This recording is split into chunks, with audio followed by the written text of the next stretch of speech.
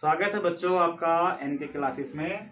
और आज हम क्लास 12th में चुंबकीय क्षेत्र के बारे में पढ़ेंगे। देखिए, चुंबकीय क्षेत्र क्या होता है। चुंबक आप सभी जानते हैं कि चुंबक जो है दो प्रकार के होते हैं, प्राकृतिक और दूसरा जो मनुष्य द्वारा निर्मित होता है यानी कृत्रिम चुंबक। ठीक है, प्राकृतिक चुंबक में क्या होता है, इसके दो ध्रुव होते हैं और कृत्रिम चुंबक के भी दो ध्रुव होते हैं। कृत्रिम चुंबक कैसे बनता है, जैसे हम एक कुंडली बनाते हैं ना, जैसे वायर की, जैसे हमने कॉपर का तार लिया और उसको लपेट दिया, उसमें जब हम विद्युत धारा प्रवाहित करते हैं सेल के द्वारा, तो पूरी की पूरी जो है कुंडली एक तरह से चुंबक की तरह कार्य करती है। ठीक, आप इसे घर पे भी बना सकते हैं। जैसे एक लोहे की कील लीजिए, उस पर कुछ तांबे का तार लपेट दीजिए और फिर उसके दो सिरों में जब हम सेल द्वारा विद्युत धारा प्रवाहित करते हैं तो वो भी एक तरह से चुंबक की तरह कार्य करता है। ठीक, अब चुंबक के दो ध्रुव होते हैं, नॉर्थ और दूसरा साउथ। ठीक है, अब दोनों में अंतर क्या है। जो प्राकृतिक चुंबक होता है वो आपका बहुत वीक होता है, इसका जो चुंबकीय क्षेत्र अगर हम बात करें तो बहुत वीक होता है, जबकि कृत्रिम चुंबक जो होता है उसका चुंबकीय क्षेत्र बहुत स्ट्रांग होता है। ठीक है, यानी वो अच्छी तरह से काम करता है और जितना हमें जरूरत पड़ता है हम उसको अपने अकॉर्डिंग बना सकते हैं। ठीक, जब मर्जी करा उसे चुंबक के रूप में बना दिया और जब मर्जी किया तो उसे बिल्कुल चुंबक से रहित कर दिया हमने। ठीक है, तो बहुत जगह इसमें जो है चीज़ काम में आती हैं, जैसे मोटर बाइंडिंग में आता है और लोहे की वस्तु, बड़ी बड़ी हैवी वस्तु को उठाने के काम भी आता है। तो इन सभी में हम कृत्रिम चुंबक का इस्तेमाल करते हैं। ठीक, लाउड स्पीकर है, उसमें भी आपने देखा होगा पीछे के साइड में गोल हिस्सा होता है जो कि प्राकृतिक चुंबक के रूप में होता है, जिसे हम काला पत्थर भी कहते हैं। ठीक, तो ये सारी बातें हैं चुंबक के बारे में। अब इसमें हमें पढ़ना क्या है, तो यहाँ पर हम पढ़ेंगे चुंबकीय क्षेत्र। तो चुंबकीय क्षेत्र क्या होता है, चुंबक के चारों ओर का क्षेत्र। देखिए, कोई सा भी चुंबक हो, या तो प्राकृतिक चुंबक ले लो या मनुष्य द्वारा जो निर्मित होता है कृत्रिम चुंबक, उसे ले लो। तो उसके चारों ओर का जो क्षेत्र है, जहां तक वो एक फोर्स अनुभव करता है, यानी जो भी अगर उसके आसपास में हम कोई लोहे की वस्तु रख दें और वो उसको अट्रैक्ट करे, अपनी तरफ आकर्षित करे, ठीक, जहां तक वो आकर्षित करता है तो वो आपका क्या कहलाएगा, क्षेत्र, चुंबकीय क्षेत्र कहलाएगा। ठीक है, यानी इसका अर्थ क्या हुआ कि चुंबक के चारों ओर का वह क्षेत्र जहां तक वे लोहे की छोटी छोटी वस्तु को अपनी ओर आकर्षित कर सकता हो, वो आपका चुंबकीय क्षेत्र कहलाएगा। ठीक, अब देखिए इसमें क्या होता है। चुंबकीय एक होता है चुंबकीय सुई, जिसे कैंपस नीडल कहते हैं। ठीक, इसमें क्या होता है, एक गोलाकार आकृति जैसा होता है बना, इसके ऊपर कांच का फ्रेम लगा होता है और इसमें जो है एक निडल जो फ्री अवस्था में घूमने के लिए स्वतंत्र होता है। ठीक है, तो जब हम इसको अगर स्वतंत्र अवस्था में रखें तो इसका एक सिरा नॉर्थ में और दूसरा सिरा साउथ में जाकर ठहरता है। ठीक, जिससे हम डायरेक्शन भी ज्ञात कर सकते हैं। देखिए, चुंबकीय सही होता है, इसके द्वारा हम चुंबकीय क्षेत्र का पता कर पाते हैं कि किसी चुंबक का चुंबकीय क्षेत्र कहाँ कहाँ तक जा सकता है। ठीक है, तो ये सब प्रैक्टिकली चीज है जो आप लैब वगैरह में कर सकते हैं। ठीक, लेकिन हम यहाँ पर पढ़ेंगे बायोसेट का नियम, जो कि चुंबकीय क्षेत्र के बारे में बताता है। भाई, चुंबकीय क्षेत्र का मान कितना होगा ये हमें कहाँ से पता चलेगा, तो ये हमें बायोसेवर्ट, ये जो भाई साहब हैं, ये बताएंगे कि चुंबकीय क्षेत्र, इसका वैल्यू, इसका मान हम कहाँ से निकाल सकते हैं। ठीक है, तो बायोसेट का नियम।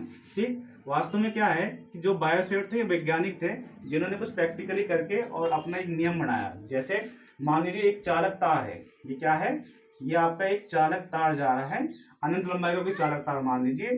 तो हमने इसमें क्या करा कि यहाँ से एक r दूरी पर बिंदु लिया है P, जिस पर हमें चुंबकीय क्षेत्र यानी dB निकालना है। ठीक है, चुंबकीय क्षेत्र को हमने किससे डिफाइन किया है, dB से। ठीक, तो इसमें होता क्या है कि इसके लिए बायोसेट ने ये बताया कि अगर कोई अनंत चालक तार हो तो हम क्या करते हैं, इसे एक छोटे से लघुखंड के रूप में कट कर लेते हैं, यानी डेल एल मान लेते हैं। इसकी एक छोटी सी लंबाई जिसे अल्प लंबाई कहते हैं, उसे हमने डेल एल मान लिया है और इसकी जो दूरी है जहां पर हमें चुंबकीय क्षेत्र ज्ञात करना है वो हमने आर मान लिया। ठीक, अब जो ये यहाँ से इसके बीच में अगर हम एक लाइन खींचे तो ये इस चालक तार के साथ किसी न किसी एंगल पर यानी थीटा कोण पर मिलेगा। ठीक है, और चालक तार में कौन सी धारा जा रही है, तो आई धारा प्रवाहित हो रहा है। ठीक, तो ये कुछ कंडीशन हैं, पैरामीटर्स हैं जो बायोसेट ने माना और इसके आधार पर इसने नियम बताया। क्या नियम बताया, तो इसने देखिए क्या क्या नियम बताया, यानी इसके अनुसार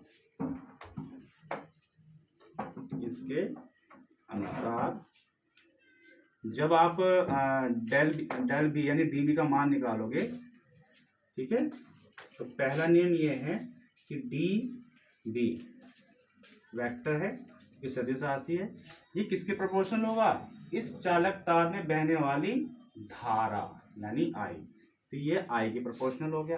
ठीक है, सेकंड में क्या कहा इसने कि जो वेक्टर डी बी है तो किसके प्रोपोर्शनल होगा, इसके लंबाई यानी डेल एल लंबाई, जो हमने छोटा सा अल्प दूरी लिया है डेल एल, ठीक है, इसे बोलते हैं हम डेल एल यानी बहुत ही कम दूरी, ठीक, डेल एल। इसके बाद जो तीसरा है वो उसमें क्या लिया इसने, वेक्टर डी बी, ये प्रोपोर्शनल होगा किसके, अब यहाँ पे कोण भी बन रहा है तो कोण ये अकेला नहीं आएगा, इसके साथ में साइन लग जाएगा यानी साइन थीटा। ठीक, फिर चौथा नियम क्या है, तो चौथे नियम में इसने बताया कि जो चुंबकीय क्षेत्र है वो इनवर्सली प्रोपोर्शनल होगा 1/r², यानी व्युत्क्रमानुपाती होगा किसके, दूरी के। ठीक है, आर क्या है, ये जो आपको यहाँ से यहाँ तक की डिस्टेंस दिख रही है दूरी, उसको हमने आर माना तो उसका स्क्वायर कर देना। ठीक, ये कुछ हद तक कूलाम के नियम से कुछ मिलता जुलता है, लेकिन कूलाम का नियम थोड़ा सा अलग है, ये अलग है।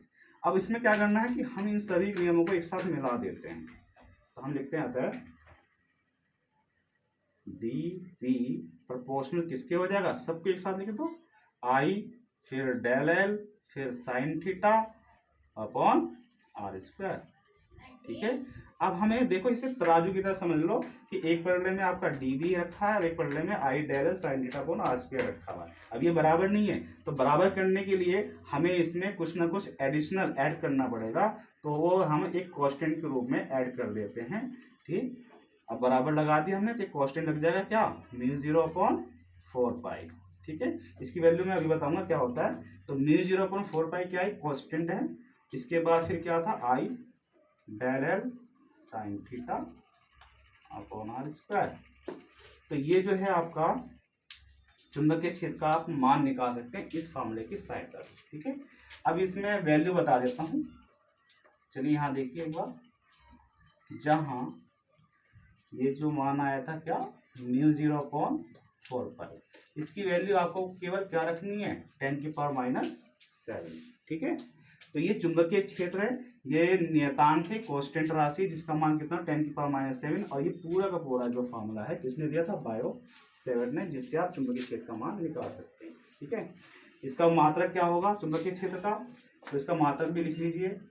इसका मात्रक होता है, या तो हम शॉर्टकट में कहते हैं इसे टेस्ला। ठीक है, चुंबकीय क्षेत्र का मात्रक टेस्ला होता है, तो आप इसको नोट कर लें और इसे समझ लें। बहुत छोटा सा नियम है, बस इसमें आपको 4 पॉइंट याद रखने हैं, फर्स्ट, सेकंड, थर्ड, फोर्थ, और इन सभी पॉइंटों को जब आपस में मिलाओगे तो ये आपका बायोसेट का नियम बन जाता है, dV बराबर μ0/4π I del l sine theta upon r²। ठीक है बच्चों, तो आप इसे स्क्रीनशॉट ले लें और इसे आप अच्छे तरह से नोट कर लेंगे।